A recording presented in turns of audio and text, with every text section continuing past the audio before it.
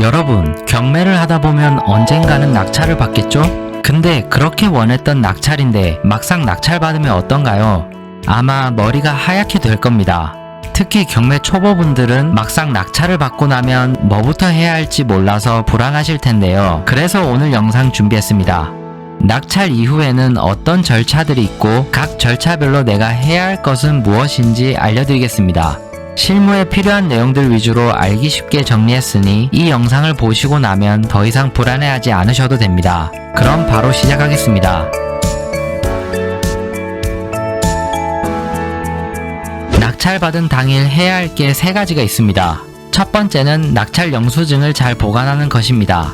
낙찰 영수증은 내가 낙찰자임을 증명해주는 중요한 서류로 앞으로 대출이나 서류 열람을 할 때 필요하기 때문에 잘 보관하고 있어야 합니다. 그럴 일은 없겠지만 혹시나 낙찰 영수증을 분실했다면 너무 걱정하지 마세요. 경매계로 가서 낙찰 허가서를 발급받으면 되긴 합니다. 그래도 잃어버리면 안 되겠죠? 간혹 너무 들떠서 잃어버리시는 분들이 있더라고요. 낙찰 당일 해야 할 두 번째는 경매 관련 서류를 열람하고 복사를 하는 것입니다. 경매 관련 서류에는 임대차 계약서, 무상거주 확인서, 당해세 등이 있는데요. 이러한 서류들은 이해관계인이어야만 볼 수 있거든요. 근데 여러분들은 낙찰을 받았기 때문에 이제 이해관계인이 되어서 모두 열람할 수 있습니다. 이게 왜 중요하냐면 점유자나 임차인의 정보를 알 수 있기 때문입니다. 연락처나 명도의 난이도 등을 파악할 수 있겠죠? 법원의 민사신청과에 가시면 재판기록 열람 복사 신청서가 있어요. 그걸 작성해서 민사신청과 안에 있는 경매계로 가시면 서류를 열람하게 해줍니다. 복사까지 해놓는 것을 추천드립니다.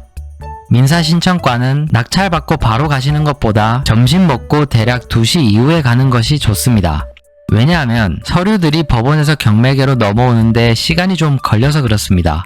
다음날 오실 수 있는 분들은 이런 건 아무 상관이 없는데 멀리서 오신 분들은 오늘 다 해결을 해야 하잖아요. 그럴 때는 멀리서 왔다고 다시 오기 힘들다고 사정을 말하면 직원이 편의를 좀 봐주는 편입니다. 그리고 법원 전자소송 홈페이지에서도 확인이 가능한데 전자소송 등록된 경우만 가능하고 낙찰 후 2에서 3일 이후에 확인이 가능합니다. 편리하긴 한데 열람이 제한되는 경우도 있어서 되도록 현장에서 열람하시는 것을 추천드립니다. 이제 당일 법원에서 해야 할 일은 모두 끝났습니다. 낙찰 당일 해야 할 마지막 3번째는 이제는 점유자를 만나러 가야 합니다. 낙찰받은 물건지로 갑니다. 점유자를 만나게 되면 무슨 말을 해야 할지 고민이 되시죠? 처음이라면 가면서 말할 내용을 어느 정도는 생각하고 가야 합니다. 어떤 이야기들을 해야 하는지 알려드릴게요. 기본적으로 낙찰 이후 절차에 대해서 설명을 해야 하는데요. 오늘이 낙찰 당일이면 2주 뒤에는 매각허가 결정 확정이 되고 내가 잔금치고 소유권 이전이 된다. 뭐 이런 내용을 설명해 주는 거죠. 그와 동시에 인도 명령도 진행이 될 거라고 꼭 알려줘야 합니다.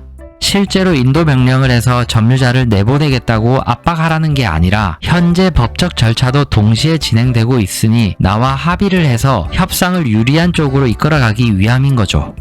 그래서 기분 나빠하지 마시라고 법적인 절차일 뿐이다. 이런 식으로 부가 설명을 해주는 겁니다. 또 재계약할지 이사 갈지 확인을 해야 하는데 보통 이사를 간다고 할 거예요. 그러면 언제 이사 갈지 대략적인 날짜를 확인하고 가능하다면 집 내부 상태까지 확인하고 오면 아주 좋습니다. 수리 여부를 파악할 수 있거든요. 근데 이렇게 준비를 해도 당일 아마 못 만날 경우가 훨씬 많을 거예요. 그럴 때는 포스트잇에 간단하게 낙찰자 이름과 연락처를 적고 연락을 달라는 메시지를 붙여놓고 오면 됩니다. 연락이 오면 위에 설명드린 대로 대화를 이어나가고 며칠 기다렸는데 만약에 연락이 안 오면 그때는 내용 증명을 보내면 됩니다. 계속 만나려는 시도는 하셔야 합니다. 이제 낙찰 당일 할 일은 끝났습니다. 다음은 낙찰 후부터 매각 결정 기일까지 이 7일 동안은 무엇을 해야 할까요? 이때는 미리 복사해온 서류를 바탕으로 낙찰받은 물건을 재검토해야 합니다.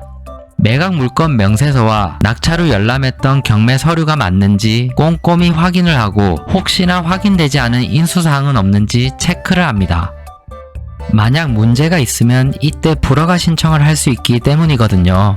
이유가 합당하다면 법원이 받아들여 매각 불허가 결정이 되는 거예요. 그럼 우리는 보증금을 돌려받을 수 있겠죠.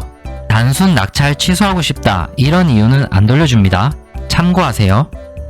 매각 허가 결정 기일 7일 이후에는 매각 허가 결정이 확정이 됩니다.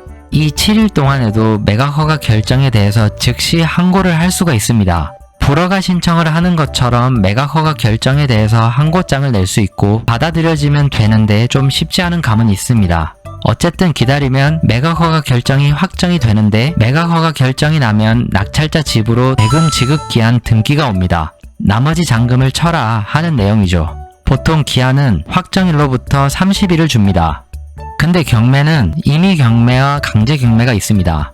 우리가 생각해야 할 게 어떤 경우든 간에 채권자는 우리가 낙찰을 받았더라도 취소 신청을 할 수가 있거든요. 강제 경매의 경우에는 취소하려면 낙찰자 동의서가 필요한데 임의 경매는 채권자가 나 받을 돈 받아서 경매 취소할게요 라고 하면 바로 취소할 수 있습니다. 그렇게 취소되면 시간과 돈을 들여 낙찰받은 우리는 너무 허무하잖아요. 그래서 꿀팁, 임의 경매의 경우에는 잔금을 빨리 치는 게 좋습니다. 잔금을 납부하기 위해 매각 허가 결정이 나면 본격적으로 대출을 알아봐야 합니다. 입찰장에서 아마 대출 상담사님들 명함을 엄청 받아오셨을 거예요. 그분들에게 문자를 쫙 돌립니다. 잔금 납부일자가 정해지기 때문에 대출을 언제 할지 정확한 상담이 가능하거든요. 대출은 대출 한도, 이율, 중도상환 수수료, 법무사비, 대출 실행일을 알아보시면 됩니다. 그렇게 나에게 가장 맞는 조건을 찾고요. 그러면 대출 상담사님이 연결해주는 법무사가 있을 거예요. 그 법무사를 통해서 잔금을 납부하시면 됩니다. 여기서 또 꿀팁, 잔금 납부할 때 법무사에게 인도 명령까지 한 번에 신청해달라고 하세요. 센스 있게 먼저 말해주시는 법무사님들도 있는데 아닌 경우도 있으니 우리가 기본적으로 요청한다고 생각해야 합니다. 잔금 납부까지 다 되면 드디어 내가 이 물건의 소유권을 가져오게 됩니다. 축하드립니다.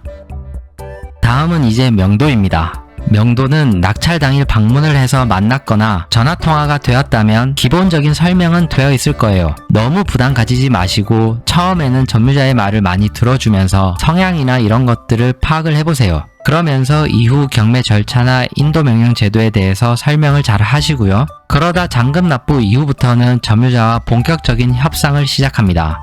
물론 그 전에 원만하게 점유자와 협상이 될 수도 있습니다. 주된 내용은 언제 나갈지인데 이사 날짜를 정했으면 명도 합의서를 작성하고 인감까지 찍는 게 좋습니다. 이게 힘들면 문자로라도 남겨놓아야 합니다.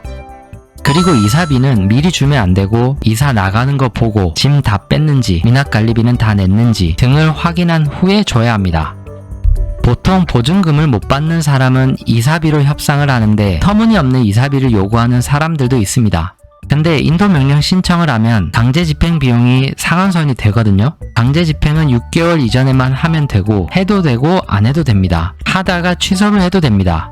하지만 인도명령은 잔금 납부하자마자 하는 게 좋다고 설명드렸죠.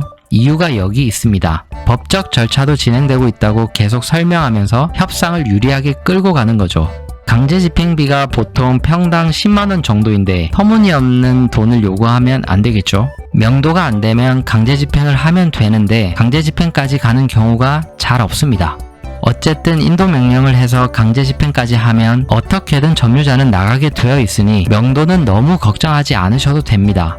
다만 명도가 길어지면 그만큼 대출이자와 기회비용이 날아갈 테니 그 전에 점유자와 원만히 합의하는 게 좋겠죠. 그렇게 명도를 완료하고 난 이후에 수리를 하고 본인의 전략이 있다면 전략대로 매도를 하던 전세를 놓던 수익률을 극대화시키면 됩니다.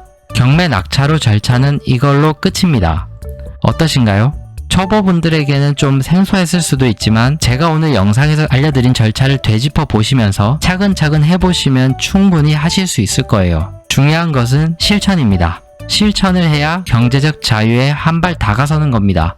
오늘 영상은 여기까지입니다.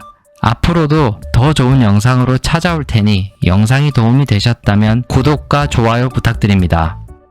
부제스였습니다.